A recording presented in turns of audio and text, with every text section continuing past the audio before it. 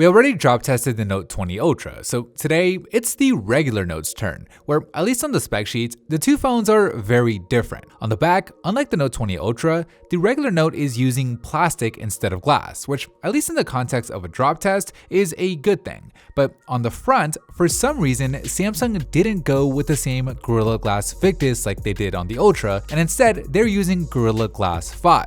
Now, we don't know how thick of a sheet of Gorilla Glass 5 Samsung used here. If they implemented a thicker sheet of it, in theory, it could be just as durable as a thinner sheet of Gorilla Glass Victus. Not just that, but when you also consider that the regular Note has a smaller screen and therefore smaller surface area, the fact that it's lighter, and the fact that its display is flat instead of having those curved edges, the regular Note might hold up just fine. But of course, there's only one way to find out.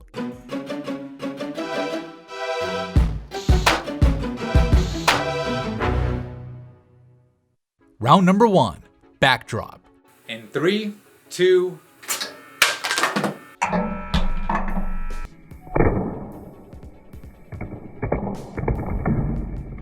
After the backdrop, the rear glass on the Note 20 Ultra unfortunately cracks, although the damage isn't too bad, with the cracks mostly contained to the top left. In contrast, the regular Note shows almost no damage at all, which of course is one of the main benefits of utilizing a plastic back. That said though, plastic does tend to scratch easier than glass does, which is reflected here with some light scratches along the bottom left of the Note 20. But overall, it's still an easy win for the regular Note in round number 1. Round number 2, corner drop.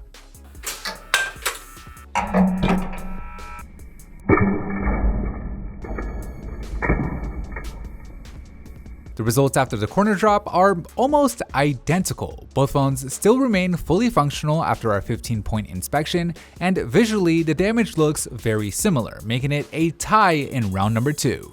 Round number 3, face drop.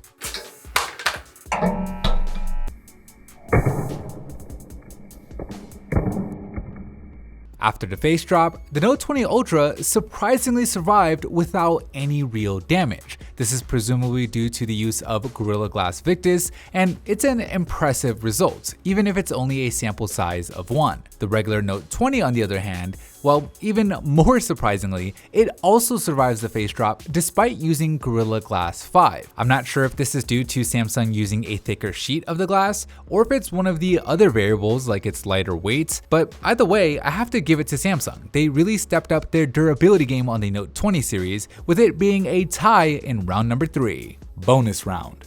With both phones remaining fully functional after our 15-point inspection, we move on to the bonus round, where last time, the Note 20 Ultra was able to make it all the way through the bonus round with no additional damage. The regular Note 20 still hasn't cracked yet, so let's see if it can do the same. 3, 2, 1. After the first bonus drop from just under 1.5 meters, the Note 20 still looks good. There are no cracks, and everything seems to be perfectly functional, so we'll keep on going. 3, 2, 1.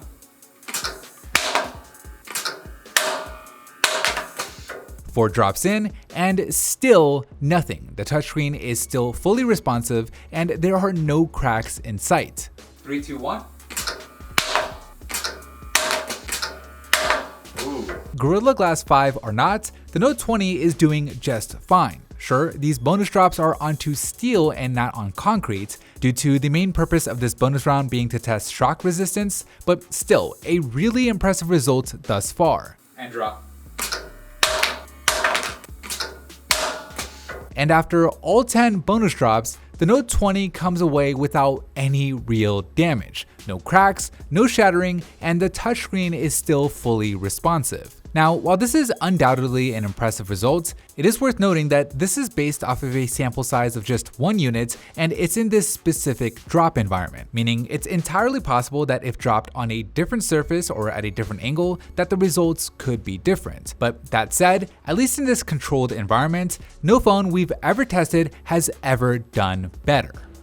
So with all 4 rounds in the books, let's take a look at the scorecard. In the first round, the Note 20's polycarbonate back only had minor scratches compared to the cracked glass on the Note 20 Ultra. In the second, both phones performed nearly identically. In the third, it was the same thing with both phones coming away without any real damage, and then in the fourth, they stayed looking that way, surviving the bonus drops with full functionality, making the winner and the new drop test champ the regular Galaxy Note 20. Anyways, that is it for me in this video. Thank you guys for watching, and as always, I'll see you in the very next episode.